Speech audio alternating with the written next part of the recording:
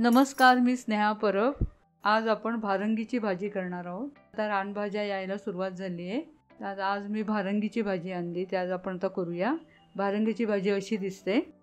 या भाजीसाठी लागणारं साहित्य या इथे मी ओलं खोबरं घेतलं आहे, त्यानंतर एक मीडियम साईजचा कांदा आणि ही चण्याची डाळ उकडून मीठ घालून उकडून घेतली आहे मी।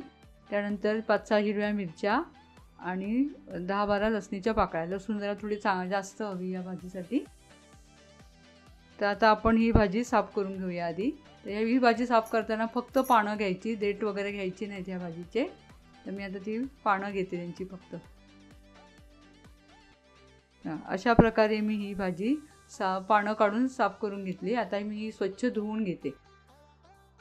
आता ही भाजी मी स्वच्छ धुवून घेतली आहे आणि आता आपण ही उकडत ठेवणार आहोत 10 मिनिटं। तर मी आता ही उकडायला ठेवते। मी आता गॅस चालू करते। गॅसवर मी भांडं ठेवलंय। या भांड्यामध्ये आता ही भाजी आपण उकडून घेऊया।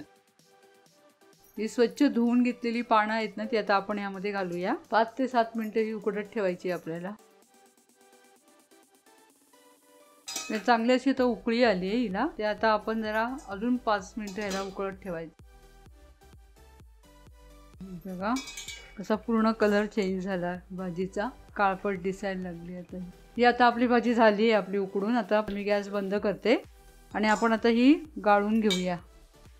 गाळून घ्यायची आणि शिवाय 2 ते 3 पाण्याने स्वच्छ धुवून घ्यायची आहे ती।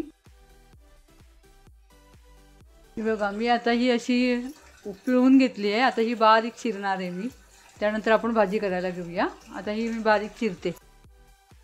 मी या इथे आता लोखंडाचा तवा ठेवला आहे, तेल चांगलं तापायला द्यायचं आहे। हे बारीक चिरल्यानंतर ना ही अशी दिसते। घट्ट पिळून घेतली आधी आणि नंतर अशी बारीक चिरली, त्यामुळे याचा तुरटपणा कमी होणार भाजीचा। तेल चांगलं तापलं ना की आपण त्यामध्ये लसूण आणि मिरच्यांऐवजी मसाला सुद्धा घालून ही भाजी करतात, ती पण छान लागते। मिरची आणि लसूण छान भाजला गेला। आता मी हा कांदा घालते याच्यात। कांदा पण चांगला भाजला गेला। आता त्यात थोडीशी मी ही उकडून डाळ घेतलेली ती घालणार आहे। डाळ घालून चांगलं परतायची आहे। डाळ शिजवून घेतली, उकडून वगैरे भाजी घेतली ना तर लगेच होते ती भाजी। डाळ घालून झाली। आता ही भाजी जी आपण बारीक चिरून घेतली आहे ना उकडून छान, ती घालूया। आधी परतून घेऊ आणि मग मीठ घालूया। आता यात चवीप्रमाणे मीठ घालूया। मीठ घालून चांगलं ढवळायचं आहे ते। आपण फोडणी केली ती या भाजीत छान मुरायला हवी, त्यासाठी आपण हे झाकण ठेवूया। ही छान झाली आहे। आता आपण ह्याच्यावर खोबरं घालूया। बघा किती मस्त झाली बघा भाजी।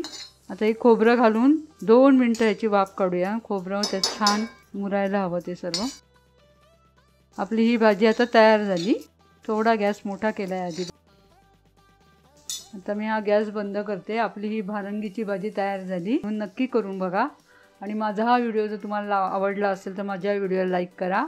माझे लेटेस्ट अपडेट हवे असतील तर माझ्या यूट्यूब चॅनलला सबस्क्राईब जरूर करा आणि कमेंटमध्ये मला नक्की सांगा की ही भाजी कशी झाली ते। आता आपण भेटू नेक्स्ट व्हिडिओमध्ये। तोपर्यंत नमस्कार।